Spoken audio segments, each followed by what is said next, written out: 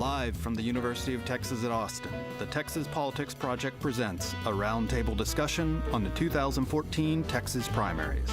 And now your host, Dr. Jim Henson.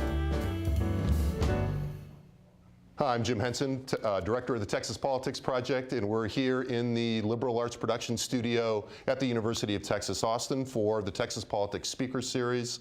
We're happy to have a roundtable, even though there's no table, in fact, on the 2014 primaries here in Texas. We'll be taking questions via Twitter after 30-40 minutes of discussion, but you can tweet those questions now to @TXPOL Project. And so without much further ado, I want to get started. Introduce our guests. To my immediate left, Ross Ramsey, Executive Editor of the Texas Tribune. Gromer Jeffers from the Dallas Morning News. Harvey Kronberg from the Quorum Report. And Peggy Fikac from the San Antonio Express News / Houston Chronicle. And Peggy, I want to start with you. Everyone else has been here before. You're a rookie, so you get it first. Great. So tell us, what was your biggest surprise in the primaries this week? What surprised you the most? And try to limit it to one thing so that everyone else isn't going, oh, she said my thing. Okay. I'll try not to say anyone else's thing, but I think a lot of people were surprised by Dan Patrick coming in first over David Dewhurst. I think that people expected there to be a runoff, expected it to be between the two of them, but I don't think they expected David Dewhurst to be walloped by Dan Patrick. That was a surprise to me. Yeah, I felt that way.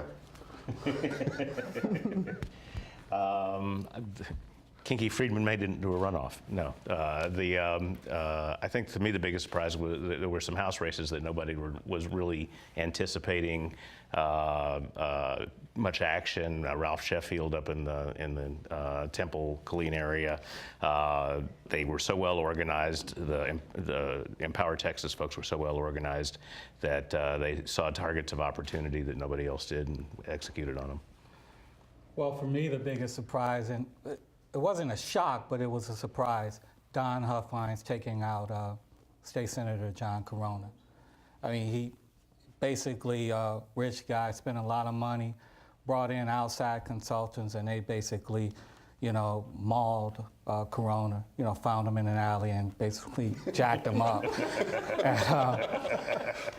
Yes, and I mean, I thought it was bad, but that makes it sound really bad. And so, we're talking about Dallas County, Dallas. If there are any institutional business-friendly Republicans, country club Republicans left, they're in Dallas. They didn't show up for the primary. How about you, Ross? You had a four-way race for controller, and one candidate, Glenn Hager, came within 74 votes of winning this thing outright. Now, as we talk, there's a chance that provisional ballots could actually throw it to him. There's also a chance that everybody else will look at it and say, that's not worth a runoff. But he got, 49.99% in that race. Surprised. Okay, so that that gives us a good sense of what surprised people. Let's dig down a little bit. Peggy mentioned her big surprise. A lot of people's big surprise was Dan Patrick's performance in the lieutenant governor's race. You wrote about that, I guess, today, right? Right. What'd you make? Tell us a little bit about your reaction to that. What you think was going on? Dewhurst. I mean, the real story here is an incumbent lieutenant governor got beat by 72% of the Republican voters. 72% of his own voters said no, no, no. And 18 months ago, thereabouts, those same voters said no to Dewhurst in a runoff for the U.S. Senate against Ted Cruz. I think they're sending him a signal, and it's a pretty strong one. It looks like. What'd you make of that race, Gromer, and how that? I mean, not just from Dallas, but we were talking before we got started that Patrick did actually pretty well in Dallas too. He did. It was another bad matchup for Dewhurst, but we thought the bad matchup would come in the runoff. Right. And he sort of laid an egg in the first round. It's those same voters, though, right? The same voters, exactly. And again, I mean, where are the conservative, business-friendly Republicans? You almost said moderate. I almost said moderate. Yeah. Because they're not moderate, and some of them are. But where are the Dewhurst voters? I mean, they'll show up in the general election, and they'll probably vote for Patrick or maybe the Democrat, a few of them. Harvey, what do you make of it? I mean, you and I were talking a couple of days ago about this. I mean, it's at one point, it certainly looked like the lieutenant governor had generated some support on the right that might like he had course corrected after the Cruz race. What do you think happened? Well, I guess when everything is said and done, that they knew who their voters were. In Harris County, there were 27,000 more voters for Dan Patrick than there were, I think, for any other Republican candidate. People knew who Dan Patrick was. We said at the beginning of this whole process that after the Cruz debacle that David Dewhurst had 90% name ID and 70% negatives, and they were trying to reduce those negatives, raise the positives. They apparently failed. So Peggy, you raised this. What's next? What does the next phase of this race look like? Well, I think there are a lot of experts who are saying Dewhurst really needs to go negative. There were some things that were brought up against Dan Patrick that didn't seem to get a lot of traction during the primary. He can see if he can throw some of that against the wall and make it stick this time. But I don't know. I think it's going to be a really tough situation for Dewhurst to win. We all know the voters who come out in runoff are the most dedicated folks. They're the ones who are most likely to be the Dan Patrick supporters. And so I think it's going to be very difficult for David Dewhurst to do something to change the dynamic of this race at this point. We may very well be looking at Dan Patrick as the lieutenant governor, Republican nominee for lieutenant governor, and if history holds up, our next lieutenant governor.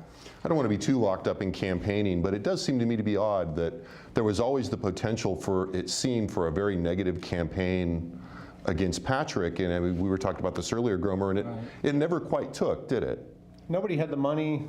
Nobody who had the money put the money into it. You know, Dewhurst has always been a self-financing candidate who had a lot of money, and certainly had this information. You know, we've all been talking about Jerry Patterson's private investigator and him digging up former, undocumented immigrants who worked for Dan Patrick 30 years ago. So the material was there, or material potentially was there, but nobody really had the money to tell the voters all over the state about it for a long enough period of time to really do Patrick any damage. I guess that's one of the issues that could arise in the runoff. And you have to be committed to negative campaigning. You can't half-step, You have to be all in. And I think a guy like Dewhurst, you want to rise above it all. And same with Corona, you want to rise above it all. But you really, if you have an opponent that you can exploit with negative campaigning, sometimes you have to go for it. And that's what Huffines did. He went for it, knocked the guy out. I think the problem is that there were going to be so many runoffs when everything was said and done that nobody wanted to shoot their best ammo going in. And so, for instance, we know that Dan Branch is going to come out guns blazing against Ken Paxton with his entire Oppo research operation. And I presume that the lieutenant governor is going to do the same. However, I think that Dan Patrick is already so well defined that it may be problematic. Yeah, that's the question, will it matter? Right. And we talked about this earlier. There's this club now, the Hard Right Club, and if you're in it, the voters, the grassroots activists, they're like, this is our guy. We don't care what the traditional Republican says about him or her. And that's what candidates like Dewhurst and Branch have to overcome. It's going to be a small, tiny electorate. The most conservative, the grassroots activists will be the voters, and they're going to have to convince them to turn on their person, basically, and that's not likely to happen. Does that make sense to you, Ross? I mean, there's kind of an inoculation effect, it seems like, that Gromer and I were talking about that seems to work. And I think it probably works a little bit on both wings, but it's working a lot more powerfully on the right now, in which, once the message, that the negative campaigning and negative media stories get discounted really deeply unless they're really repeated and cut to the core. Does that make sense to you? I think voters expect this stuff. I think voters are so accustomed to a particular kind of campaign. Here's, the positive ad is, here's a Republican candidate with the family and then standing on the border looking stern and then, standing with law enforcement. The negative ad sort of has a regular tone to it. It's, here's the black and white grainy picture of my opponent, and I think people discount that. It looks like, it's been parodied so many times. The actual thing looks like something from The Simpsons or Saturday Night Live. Do you think it's even kind of more broad? I don't think they buy it. I think you have to have something, this is kind of to Gromer's point, you have to have something that's truly negative that will actually influence voters, and then you've just got to go bang, bang, bang, bang, bang, like Don Huffines did. And the audience matters. Right. Because if you're Huffines and you're going negative, and the people who are accepting the negative stuff are part of your team or or that conservative hard-right audience, then they're more likely to buy it than if you're Corona attacking Huffines, and they're saying, well, okay, maybe not. Right. It's not believable. And metaphorically, there's always been this, the battle inside the Republican Party is, I paint with a broad brush, but it's Chamber of Commerce versus Tea Party types. And we kept waiting to see Chamber of Commerce actually mobilize in some way to raise, they're particularly worried about Dan Patrick, to see some kind of mobilization, but it's not like the National Chamber of Commerce or any of the national organizations that are trying to push back against the Tea Party. There's no organizational structure, there's no voice for doing that in Texas, and so whatever energy there was, at least on the statewide level, just dissipated. So let's talk about that a little bit. The terms of that particular vision of it seems to me there's several axes of conflict in the Republican Party, but this kind of Chamber of Commerce versus the Tea Party grassroots is a big one. So what do we learn about the Tea Party at this point? I mean, there's been a lot discussed in the last few days about how the national media really got this wrong right out of the chute, and then some pushback. Where do you think the Tea Party is right now in Texas politics, Peggy? Well, we certainly learned that they're alive and kicking, and we learned that they have a big influence in these elections. It's interesting to see what happens going forward, but I don't know if anyone sees the candidate that's not the Tea Party prevailing in these runoffs. Don't we think we're going to see Patrick and Paxton most likely? Ag Commissioner Sid Miller, I guess. Isn't that what we expect to happen? And so it's really interesting to see going forward whether their influence does wane or if Texas really is different in this way as it is in so many other ways. You know, the hard right club lives, as you say. I agree. I think if you have a well-funded, and that's important, that the candidate needs money, Tea Party candidate against a regular Republican, that candidate has a great chance of winning. You know, look at Medina, though, Deborah Medina. She didn't have the resources to really compete. You know, she's Tea Party through and through, right. So it didn't work out for her. Katrina Pearson, exactly, in Congressional District 32. It's also a sense of Deborah Medina that she was kind of Tea Party, she's like Tea Party, like 1.0 in some ways, right? Right. Yeah. Harvey, will you? The Tea Party guys have the advantage going into this, pretty much all the statewide runoffs. When you start going down ballot, the world changes a little bit, though. I'm not sure that I would handicap for Tea Party in the state Senate race with Bob Dool and Bob Hall. We've got, I think, 8 runoffs in House races, and I'm not sure that I'm going to handicap for Tea Party folks in most of those races.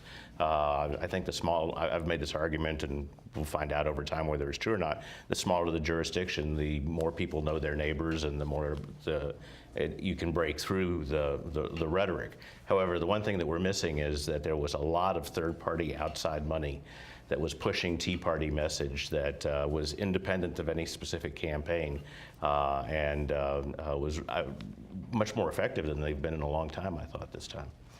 Well, I mean, that really does sort of point to something that there, and I try to phrase it that way when we started, because in some ways you can really, you can look at the Republican Party now, depending on the angle you're looking at it from, the cleavages look and they manifest themselves a little bit different. Right? So talk a little bit about what you mean. Expand on that a little bit, Harvey. What do you mean by the outside groups? Well, I'm going to go back to House races here because this is really where you saw the outlines. I was looking at a race up in the Metroplex between Bennett Ratliff and Rinaldi. Really localized, but you look at how the money was spent on that. There were 3 groups that were spending money on behalf of the Tea Party candidate: Empower Texans, North Texas Conservative Coalition, which is really Empower Texans, and something called Accountability First. Rinaldi had a $30,000 expenditure for block walkers on his report. That is a level of granularity in campaigns and organization that could not exist if there wasn't independent funding, but it really created a huge microphone for those candidates to overcome incumbents. And if you remember, that race was essentially a rematch. Mm-hmm. Yep. You know, so. But I haven't gone through all the races, but I think that we're going to see that dynamic played out, that there are 3 or 4 fundamental financing mechanisms that drove most of those races. Well, it's made sense as we've talked about the Tea Party thing over the last couple of years that the more, the farther down the ballot you get and the more you get in these local areas, there's often other things going on that you just can't see from the outside. I mean, I think that helped feed the national mistake in terms of looking at this and going, oh, the moderates they won. Well, there were two because things. because of Cornyn and Sessions. Right. The national mistake was on the federal races in Texas. And the Tea Party has become less and less sort of a cleanly defined ideological wing of the Republican Party, and more a, kind of the label that we put on the candidate who seems to be most successful either as a populist or as a social conservative or a movement conservative or however you want to say that. But as Harvey says, in some cases it's just the storefront up in front of a bunch of, institutional money that's not the old institutions. It's not the chambers of commerce and the business trade groups so much as it is these ideological groups like Empower Texans. You're right about their alliances now. It's not just Tea Party. Huffines, for instance, is basically a libertarian. Right. I mean, he's not a Tea Party guy. He's a libertarian, a Rand Paul guy. But they have these alliances now, all the Liberty folks, Well, and even the people that are running, I mean, this is where the influence of the Tea Party is now. Even the people that are running as, sort of the country club Republican or, whatever you want to call them, all check the Tea Party box. I'll say Liberty. Right. I'm the true conservative in this race. That's the language of Republican politics right now. It's become almost like a branded litmus test. Right. I mean, there's something kind of interesting about that. Ironically, there's a passing of the torch here. It used to be the Texans for Lawsuit Reform would lead the charge to try and beat incumbents that they thought were unfriendly incumbents, and they would essentially pour money into a race and then micromanage the race from outside. And they had a substantial amount of success. This time they spent barely $500,000 in this primary cycle, and it was mostly $5,000 and $7,000 contributions to people that they considered friendly incumbents, which left a power vacuum essentially for these other groups that are not really Tea Party groups, but most Tea Party groups don't really associate with Empower Texans, but they were certainly happy to take advantage of the organization. I think what happens, it seems to me that we sort of slowly, what happens is you have this conversation, you dig at it, and you go from talking about something that seems ideological or social and becomes, at least in some dimension, ins versus outs. Mm-hmm.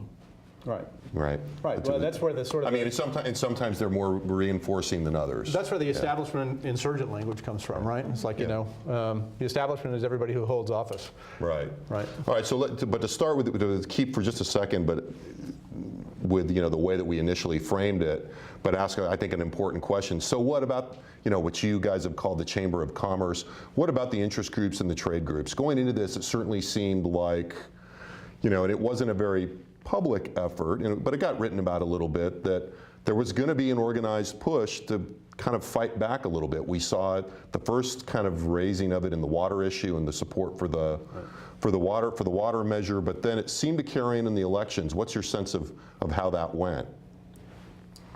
I mean, I think if you look back at the legislative session, you saw the business groups really getting out front on things like water and like transportation and wanting new revenue for those kinds of projects I think are very important. And there was talk about them playing in the elections. I really didn't see a lot of that. I didn't see a lot of them getting out front. What they were doing behind the scenes must have been really behind the scenes, because I didn't see people getting out front saying, you elect somebody who's not going to put enough money into transportation and we're not going to get any more new businesses in Texas. I didn't see that. You're absolutely right. And it's easy to during a session to go and try to lobby lawmakers or speak out then, or participate in general elections. The hard part is to get involved in a Republican primary and stand up to movement conservatives, stand up to the grassroots folks, and use your resources to actually get people from the front porches to the polls. It's the hardest thing to do in politics, is to get people to vote, particularly in primaries. What was turnout? And particularly on defense. I looked at this great number. I was at lunch with some friends the other day and had this idea, and so looked it up. 1.3 million more Texans smoke than vote in primaries. I mean, it's a really weak turnout. It was about 1.3 million in the Republican primary. Someday you're going to have a little column that's just stuff like that. Someday, yeah. 550,000 people voted in the Democratic primary, barely enough to win a mayor's race in Houston. It's a non-participatory sport right now. Interestingly enough, with all these open seats that we had at the top of the ticket, there were 200,000 fewer primary voters in the Republican primary this time than there was 4 years ago, the last midterm elections. Yeah, I had an editor win a bet on that. Who'd they win a bet from? It wasn't actually on me this time, but it was about the 2010 turnout beat this year's turnout, Right. even though you had more contested races And it up did and down in- the and it did in statewide both parties. ballot. Yeah. Yeah, well, Yeah, well, you had the big Bill White, Farouk Shami That's it. I think primary it was on the on fire. Democratic side, right? yeah. What do you think about this business thing, Harvey? Because I know you watch this. Well, I think that there is no single voice, and that the business community is large. We make it sound like it's really one thing. Community is really the wrong word. It's hugely fragmented, but collectively in pushing back against Empower Texans, they spent a fraction of what just Tim Dunn, who is the lead financier, is supposedly spent over $1 million trying to take out one House member. There is no order of magnitude that business is at. It's kind of like we have oligarchs and we have trade associations. Trade associations have foot soldiers. Oligarchs can write 6 and 7-figure checks to impact the process. And right now, Soldiers of fortune. exactly. Well, yeah. the trade associations have some disadvantages to the extent they have collective action problems to some degree. That's right. They've got division inside their own Right. ranks. They can't really take a position unless there's consensus. So they structurally have problems. Well, that's actually a thing. You know, I mean, if I'm an oligarch and I have a checkbook, I get to make all the decisions. That's If right. I've got a trade association, there's this big committee, there's geographic interests, there's regional interests, my brother-in-law is running for office, there's all of that kind of crud, and it waters it down. And to the extent that you have more diffuse economic interest, there's also, there's a lot of risk involved with getting too involved in these races, right? I mean, in terms of thinking about your bottom line, challenging an incumbent is risky. Right. Particularly, it's from the, because you can't do one of these without mentioning the wire, but, if you go at the king, you best succeed, right? Right. And that's actually kind of a radical difference between what's happened nationally, where the trade associations are far more fearless in terms of trying to push back on Tea Party types than they are in Texas. And I suspect that part of that has to do with the fact we've only got a 5-month session, and you go after somebody and you fail, you're a much easier target to mess with the rest of your package. But check it out, the Chamber of Commerce is failing not at going after people, but protecting incumbents. Mm-hmm.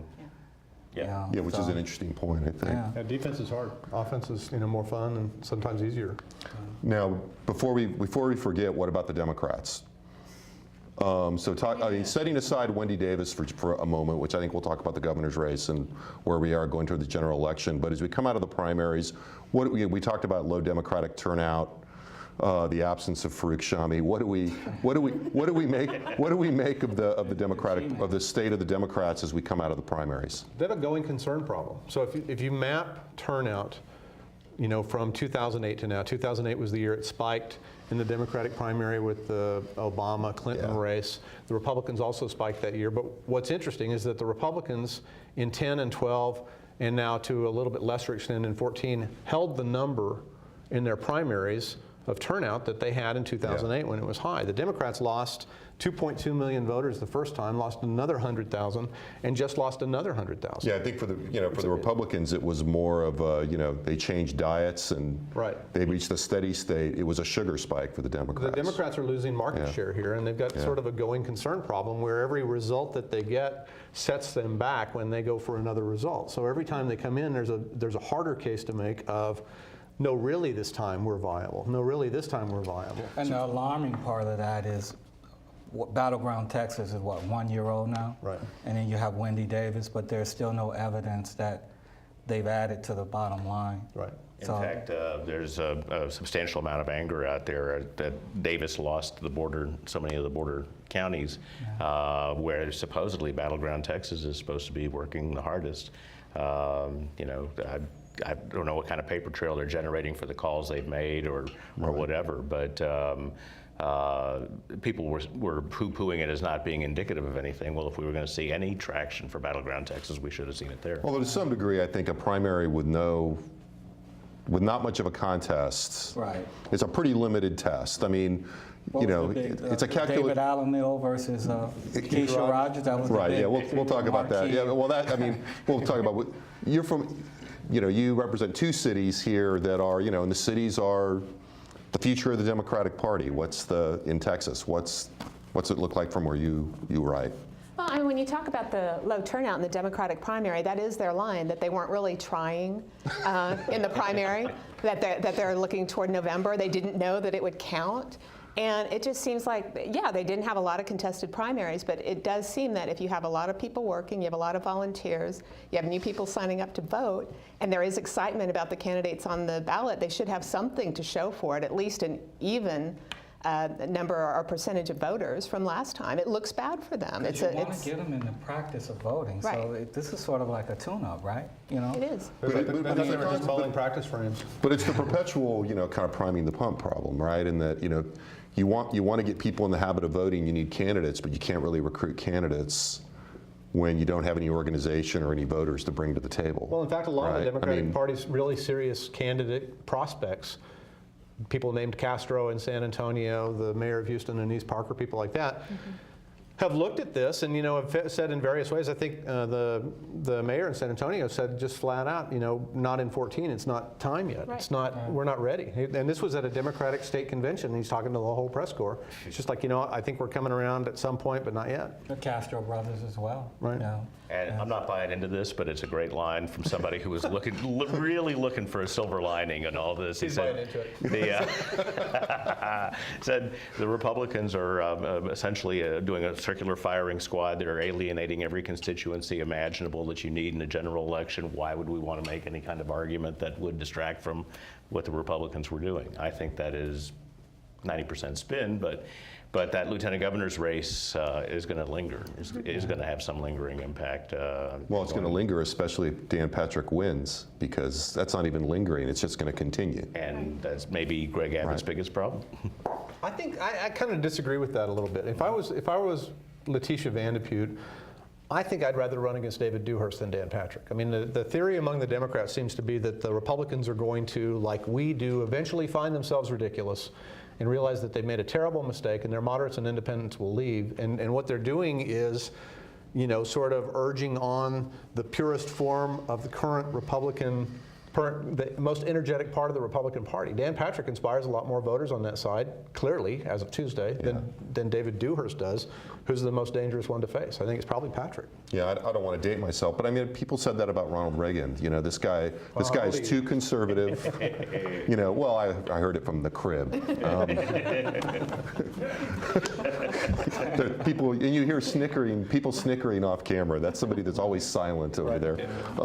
But you heard that. I mean, I think that argument almost never works. I don't think. I mean, people look at Goldwater and say maybe that was what happened with Goldwater. But once an ideologically, extreme candidate wins and has their hands on the levers, they have much. Like a U.S. Senate race? For example, they have much more influence, but especially an executive race. However, on election night, it was Julian Castro tweeted that, almost in a direct message to Dan Patrick, that you are going to be the Pete Wilson of Texas and drive Democrats to the polls. That might be right, but the first thing that happened was Pete Wilson won. Well, and that's why, I don't know. I do have a follow-up. Patrick, even if you're looking down the road, I mean, if you run against Dewhurst and lose, I mean, it doesn't really move the ball for you as a party. Right. But you use, Patrick, not just for this cycle, but for cycles down the line. And Pete Wilson won the election and lost the state for 2 decades, 3 decades. But for Dan Patrick, I mean, is he trying to win the election or the state? That's right. Right. Well, since we're on the topic of the general election, let's just talk about then where we are with the Davis Abbott race. I mean, did anything material happen that's going to affect that race? Did we learn anything in the primary that's going to affect our read of that race? Well, I think we just have the giant question mark that we've talked about. Or is that excitement going to happen in November that didn't happen in the primary for a lot of reasons other than Wendy Davis, that there weren't these contested primaries. I think, the conventional wisdom is what it is, that Abbott just pretty much needs to not make a huge mistake like Clayton Williams did back in the day. And as long as he just keeps on an even keel, Wendy Davis has a very difficult uphill climb to try to get any traction, even to get closer than Bill White did. I don't see any big game changers at this point. Barack Obama had 3 years to build a ground game for the last presidential election. Romney started in June, essentially, is when he got the nomination. And there was no way he could build an infrastructure that even remotely competed with what Barack Obama had done in the battleground states. There's obviously a parallel here. No matter how good the messaging is, how vital the candidate is, it's very, very difficult in 6 months to build the kind of infrastructure to win a governorship. But then you have somebody like Bill Clements who came out of nowhere and upset the apple cart in a state that was pretty much a one-party Democratic state. I agree with you there. I do think the primaries help Wendy Davis and Democrats, though, make their case. It helps them with the contrast. I think they're getting the folks they want to run against. These are the people they want. So the matchup is the matchup they want. But is it a game changer? No, because campaigns are about organization, about, moving voters. And I don't know that the Democratic Party here has the infrastructure yet to be able to do that. And I don't think Davis can do it on the fly. So, Even if they were evenly matched this year, even if the Democrats and the Republicans were evenly matched, I think the midterm on a second-term president who's this unpopular is an incredible headwind for the Democrats. Even if everything went just the way they wanted, the Obama thing right now, I mean, it may change by the time we get to a general election, but right now that's an incredible problem. It's one of the advantages that Bill Clements had in 1978 was that Jimmy Carter was remarkably unpopular in Texas. Democrats had everything except for the headwind. the good news for Davis, though, is that Abbott will not run a perfect campaign. Patrick will not run a perfect campaign. Mm-hmm.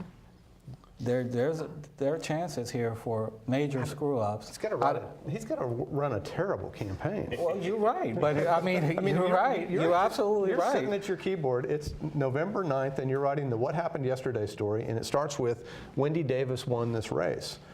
The next thing you say is going to be something remarkable went horribly wrong in the Greg Abbott And that's not out of the realm of possibility. Look, can Abbott put it in cruise control? Yes. Yeah. But with the other folks on the ticket, there's a chance that you can have a moment where they screw everything up. It's not likely, but there's a chance. A country rock guitar player. A cowboy hat. Well, remember the NRA. Go ahead, Harvey. He actually makes a very good point in terms of Ted Cruz. Ted Cruz is going to nationalize the midterm elections in ways that I don't know of any other figure out there is going to do. And Greg Abbott may just be morphed into Ted Cruz, who is very popular among Republican primary voters, but not especially popular among... Ted Nugent parachutes back in. Although, I would say Cruz is unpopular among Democrats, but he's much more popular among Republicans than he is unpopular among Democrats. And are there any independents left? And there are a lot of Republicans here. I mean, that's, right. One of the things that we know is that there are just lots of Republicans in Texas still. And as we found out, I think this week, lots of very conservative Republicans who will vote no matter what. Right. One Democratic consultant said we've got 1,000 people a day moving to Texas, and I don't think they're Democrats. I'm going to tease out these implications a little bit in the last few minutes before we start taking some questions. We've kind of poked around at the legislature a couple times and talking about the races, and what are we going to see? I mean, we know that we still have to see a bunch of elections and et cetera, but what does this portend for the legislature, and what we think about what the next legislature might look like, and where the momentum is going for the nature of the Texas legislature? Patrick, as lieutenant governor, and he looks out in the audience and there's Huff Hines. That could be lively. Well, you get, the Senate is gradually, Peggy sits over there more than any of us does and knows the Senate really well. It's not that the numbers are changing dramatically, Democrat and Republican, although we may get another Republican seat out of the Wendy Davis seat. It's that the members in the Republican seats are more conservative generally than the people they replace. They are.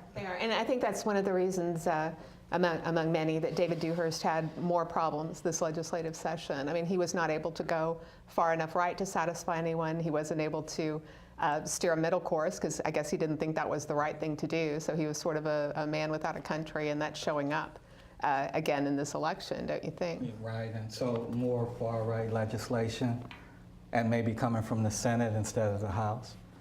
And so Joe Strauss, And so that leaves us with Joe Strauss. Yeah. and his House, all of a sudden becoming, well, they won't be more moderate than the Senate, but you'll have a Senate with very conservative members, more conservative than in years past. That will be I interesting. think the House will be more moderate than the Senate. Yeah. Before we leave the Senate, however, let's just remember a couple of things. If it is Patrick that wins, he's going to strip all the Democrats of chairmanships. He wants to get rid of the 2/3 rule. So he's disinvesting a substantial number of people that can massively bollocks up the process if they're not invested. Because it'll be great entertainment for guys like us, but it doesn't necessarily mean that they're going to be very productive. And they will end up casting just a slew of votes that may not make any difference in a midterm election, but in a presidential year, if Hillary's at the top of the ticket, et cetera, he may end up creating so much theater in the Senate that it has lingering effects and just makes it almost impossible to get anything done. We talked about those poor Dallas business leaders, when they want legislation on transportation, water, and air, they're going to probably have to go to Royce West. That's right. Who will have no power because it will be stripped from them. They're going to go to Republicans in Austin who are going to say, why didn't you send us Corona? Why didn't you send us, I mean, the time to act was a couple of days ago. But we shouldn't think that even because there's more conservative Republicans in the Senate that the Republicans are homogeneous. You've got rural Republicans with one set of priorities. You've got a whole variety of folks that have been known for being problem solvers more than ideologues, and they're still going to be able to make cause with Democrats on some key stuff. But if you get rid of the chairman and you get rid of if you disinvest the Democrats, then it's going to be great theater, but not very good government. Well, if you talk about the issues that may be likely to come up, I think there are a lot of people who think there'll be a lot of the issues that Joe Strauss calls distractions. For example, open carry. I think, given what Wendy Davis said about open carry this year, there are a lot of people who think that issue, whether she wins or loses, is going to get some legs in the next legislative session. I was wondering if there are any other issues like that could take the focus away from the things that Strauss has said he wants to focus on. More transportation, more water, more infrastructure. Things have been sort of lying by the side. State-funded contraception, that's going to be a big issue. That's Well, I mean, and we may well be revisiting education yet again, right? If it is, and we'll come back to this, if it turns out that Dan Patrick is lieutenant governor, he has publicly said that he's already got somebody in mind for education, right? Right, kind of hinted that it might be Donna Campbell from New Braunfels, which would be remarkably more conservative than what's been there. He's going to have a new finance chairman. He's indicated that might be Jane Nelson. There's going to be a new appropriations chair in the House. Won't be as conservative, but there's new hands at both wheels. It's going to be an interesting time. I want to move back to the House for a second. In the interest of fairness, we sort of backed into this a little bit, but it sounds like everyone's making, the assumption would be too strong a word, but that if we're to handicap this, we don't give Letitia Van de Putte much more of a chance against the probable Dan Patrick candidacy than we do Wendy Davis against Abbott. Is she better? This is just a much better parlor game, thinking about it. Dan Patrick Senate. What is your question? How much of a chance Letitia Van de Does she Putte win before Davis? Is it better? Is it better? Is it better? Yeah, Did you have a better or probably. worse chance than Davis? Is there much difference? I think she has a better chance. She'll do better south of I-10 than Wendy Davis did this Tuesday. I mean, she lost 26 counties in her own primary, and they were all in areas where you would expect an Hispanic Democrat to run strong. In fact, Ray Madrigal ran strong there. So, Van de Putte will do better there to begin with. But wouldn't we expect Van de Putte and Davis to campaign there together a lot? I guess it depends on which one you ask. Okay, so let's talk about the House for a second before we go to questions. So what are we thinking? And again, the House is a little, there's more races, so a lot more variability, a little more, as a body, the elections may be a little bit more volatile. But what do we think about the prospects in the House? And where does, if we look at the probabilities and we look at a world that is Governor Abbott, Lieutenant Governor Patrick, and Speaker Strauss. Is it still Speaker Strauss? It seems to me it probably is, but if it is, what does that look like? How does that look? How does the world look if you're sitting in the Speaker's apartment? Well, you just named a name that we hadn't even talked about yet, which is Greg Abbott. If Greg Abbott is the governor, Greg Abbott has lousy relations with the legislature, I think. And particularly with Joe Strauss. And particularly with the speaker. We have seen under all these years of Rick Perry, we've seen aggregation of power inside the governor's office, but that is not inherently true. And should we end up with the cast of characters we're talking about, we're going to find that the power shifts back to the legislature as Governor Abbott learns actually what the limits of power are and the levers that he can pull. It's easy to forget that this is a weak governor state. When you've had a governor for 14 years, who, as Harvey said, has accumulated all of these appointments, sort of the top management of all the executive branch. In effect, it works like a very strong executive branch. It's designed not to be, and I think there's an open question whether it's Davis or Abbott in the next, in 2015, whether the power of that office goes back to what it was before Perry got there. Yeah, it seems almost certain to recede at least somewhat. I mean, it seems to me, just given the dynamics at play. Quickly before we go, and this is very like a lightning round, as one of my friends would say, what's the story to watch going forward? That maybe, if one of those national reporters that doesn't know anything about what's going on here walked in, what would you tell them is the story to watch to really see what's going on here? I think really the Wendy Davis campaign. What's the next shoe to drop on her personal story, on her business dealings, that sort of thing, and whether she can shape a message going forward that has a chance of challenging what Greg Abbott's sort of safe race for the governorship which is what we expect. Well, I'm frequently fascinated by more arcane things, and it seems to me that the Trade Association, when you've got all this new leadership, all this new membership, is destabilizing, and there's going to be new winners and losers in the lobby, and suddenly waking up and discovering that we're not going to, with a Tea Party-driven legislature and a governor, that we're not interested in infrastructure. And I tend to think that the big story of the next couple of years is that the pushback will ultimately begin to happen from the business community. The slumbering giant will awake. Another slumbering. We have a fair number of slumbering giants in Texas. It's a big state. Very sleepy state. I can agree with that. I think the next couple of years, the question will be, where are the institutional Republicans? Are there any left in Texas? Or do most Republicans in Texas reflect the views of Dan Patrick and Ken Paxton and those guys? The Democrats probably won't win any of these statewide elections, but the first sign I think that they're making some headway will be that they change the conversation, that they change the issue set in some way, that the Republicans find themselves hesitating on some of the things that they're doing now, or talking about things like public education or immigration in a different way than they have to get this far. So, part of it is, do the Democrats change that set of issues? And the second piece kind of goes back to this establishment thing.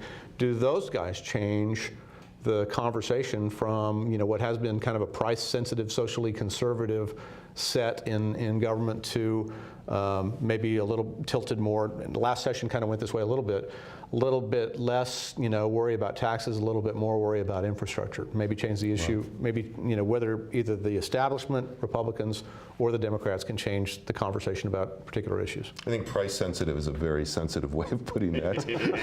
They hate taxes, they hate fees, but they also want stuff, and so that's the balance. Okay, we've got a couple of questions from out on the Twitter feed. First is from at E.L. Benson.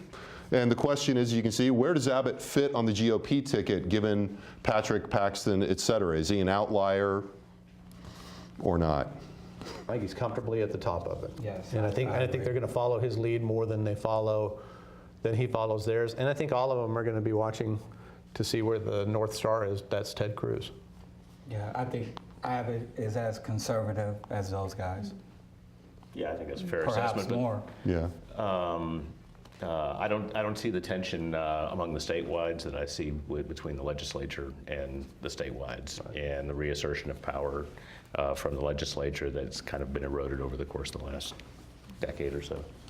Okay, and then from TAR_BCA, who might even be here, is the lesson here that groups like Empower Texan and Accountability First can just go in and buy elections?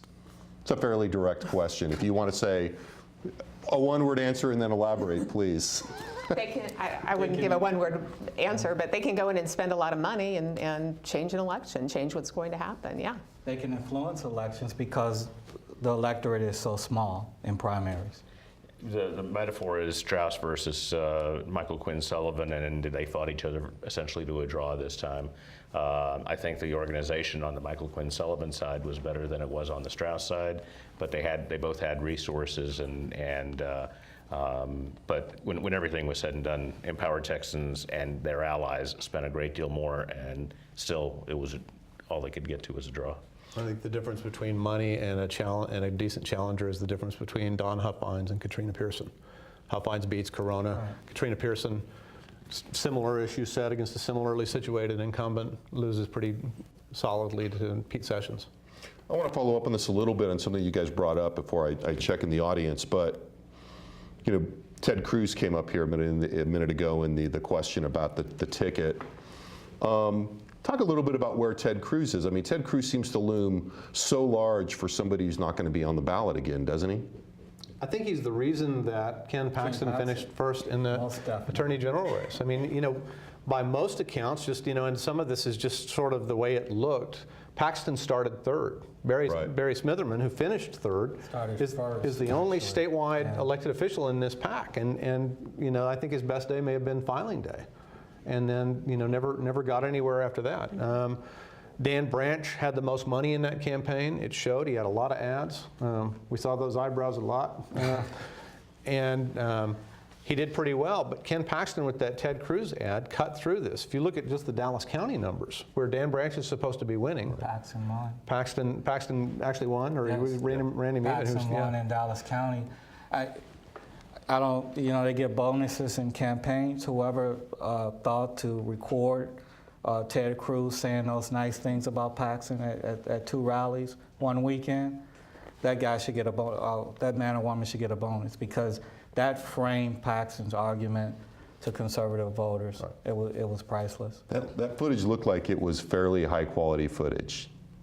Like that wasn't somebody go, no, I think I'll capture like this. They knew it was, This was not the waiter's iPhone. Right, like Cruz said, hey, you might want to bring a crew to the rally tonight. Right. The most interesting relationship in Texas right now, it seems to me, is John Cornyn and Ted Cruz. Today or yesterday, I think. One man and one man. Yeah. That's an inside joke, isn't it? It was tweeted. Yes. Yeah. But Senator Cornyn has a good shot at being the minority or the majority leader going forward. Cruz made a point of not endorsing him. If there's any it's not going to be a comfortable time in the Senate for Cruz. And let me just say that when Perry went out on the national stage, he had a beautiful resume. He still has devoted followers, and he wore them out and embarrassed himself. The national stage is the stage that Cruz is playing on, and it's very difficult to predict how that's going to ultimately ricochet back into Texas. Yeah, I just think Cruz, as we all know by now, is a phenomenal candidate, and I think he surprised a lot of people. There was some question after he won whether he'd just go to the Senate and not be able to do much because he was just going to be Mr. No, right. And you have to be part of the club and do things. Well, he proved that that's not the case, and he is just he's very good. He's very good at speeches. I think in Texas, at least, he's very good at dealing with the press. You always get an answer from his office, and he's out there a lot, and he learned that in very short order in a way that some people who have been candidates for a very long time here haven't. Yeah, he's still Mr. No, but he makes it work for him. Yeah, Well, exactly. and the thing that voters got out of Ted Cruz is exactly what was on the package. This is what he said he was going to do. I'm going to go up there and raise hell. They're not going to like me.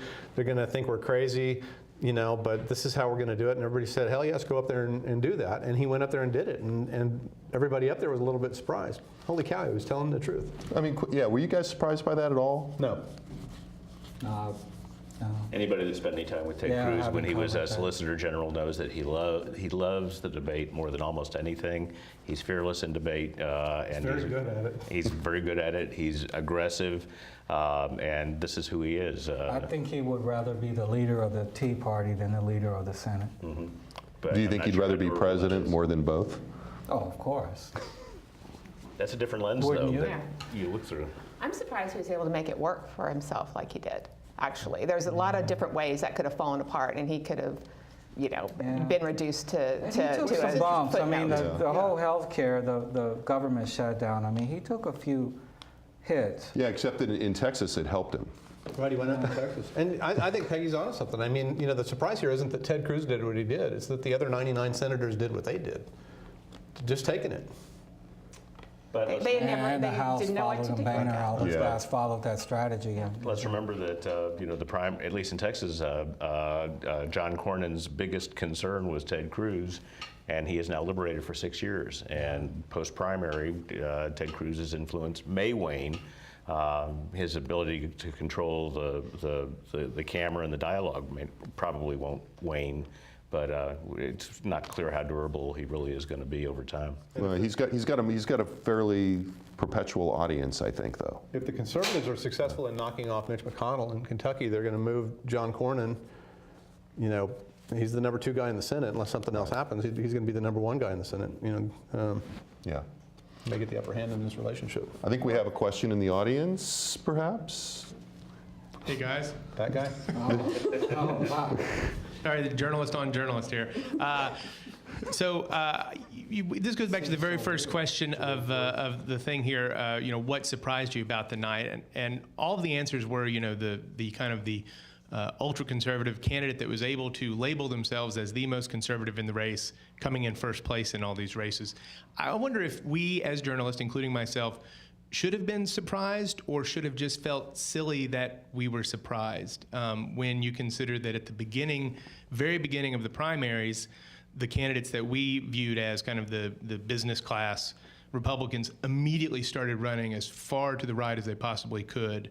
And of course, their whole job is to figure out how to get elected, or at least their campaign's job. So, did they just obviously know that this is absolutely the way this state was going, and maybe we shouldn't have been surprised that those are the people that did win that classification are the ones that won? If you live in a certain part of Harris County, Texas, in 2010, you voted for Dan Patrick, David Dewhurst, Todd Staples, and Jerry Patterson. So, at that point in time, you had them all marked as your candidate. I think, to me, the interesting thing about this was I think the count is 34 Republican candidates in the top 7 races, and that the voters were able to get through the noise and find a pretty steady line ideologically in that pack. And I think a lot of that has to do with the slate cards that came out of Houston. I think a lot of it has to do with groups like Empower Texans and others that said these and not those. I think that's kind of the story. I don't know about you guys, but I kept hearing about trade association polls, internal polls that showed 10-point spreads for Corona. At one point, Dewhurst was up. There's not a lot of public polling, and most of them aren't going to show you the crosstabs, so they only give you the information that they essentially want you to see. But the consistency with which every candidate tried to model themselves as Ted Cruz suggested that their polling was universal, and that we probably did not give sufficient attention to the tell that everybody was putting themselves in the same mold. Yeah, I think you make a great point. I think for me the surprise wasn't so much that Dan Patrick was in a runoff with David Dewhurst, because I think we expected that, but that he was so far ahead of David Dewhurst, that he had that much more support, never having run statewide before, and having some pretty harsh criticism, some pretty tough attacks thrown at him, from his personal business dealings to the whole immigration thing. And so I I think you're right, probably missed some, but then also just the intensity of it was more surprising than the outcome. And I guess I was mildly surprised that Corona didn't seem ready for Huffines, even though it had been rumored for several cycles before that he would eventually get a conservative candidate. Right. But he didn't look ready, and he didn't run the campaign he needed to run to win. It seems to me there were a lot of complex things going on here, in that, I think initially when we saw everybody running to the right in the Republican primaries, at the time that Ben begins to allude to, at the beginning of the primary cycle, very early on, it felt to me like they were being risk averse, that it was, we know where a cluster of voters is, and we're going to go that way. And part of that became a little bit self-perpetuating, I think. I mean, Ross, you were talking about the voters' ability to pick and choose among these candidates. I think that was actually confusing to voters as they entered in the kind of middle part of the cycle, as people began to pay attention, because there's all these people that nobody's heard of. You can't make a decision.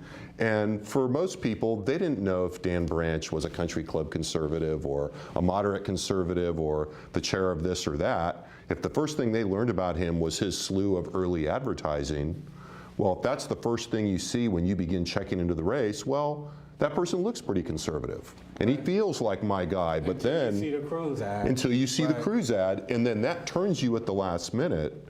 But in the meantime, the tenor of the campaign is probably meaning that a lot of the country club conservatives, as the campaign takes shape, are saying, I don't really see anything that interests me here.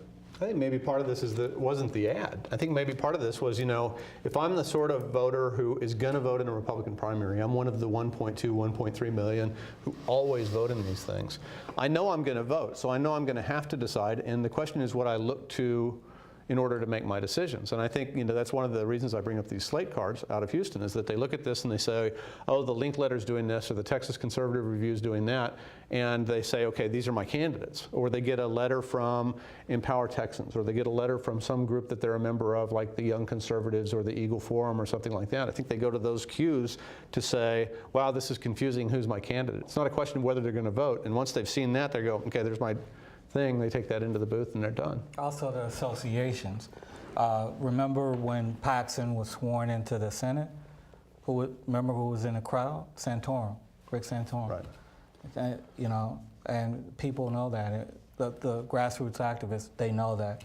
And Santorum and Cruz, if they can vouch for you, then that gives you an edge up. That Huffines Mount Rushmore ad that was on his website and on internet sites was Army, Cruz, Santorum, and Rand Paul, with Don Huffines in the middle. It's and like then he brings in Rand Paul and Glenn Beck for a rally, at Love Field. It strikes me that what comes out of this conversation, and other parts of this, and in part in response to Ben's question, is there's an interesting articulation right now that seems really pretty harmonious between what we call the grassroots, which are, relatively people-intensive grassroots organizations at the local popular level, but with another layer of much more capitalized, much more organized, much more classic ideological interest group pieces.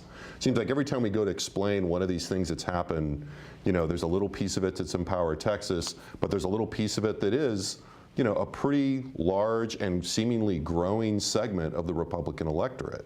And it does make me wonder if the assumption that it is the same 1.2 million people each time, I'm not sure that's right. Mm-hmm. I think we are seeing some intake that's going on as a matter of these groups, and the composition of that electorate may very well be changing.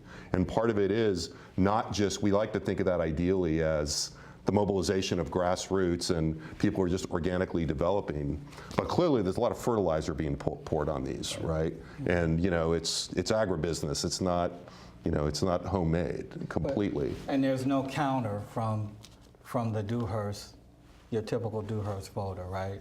Or the institutional Republicans. They don't have an answer for that yet. Right.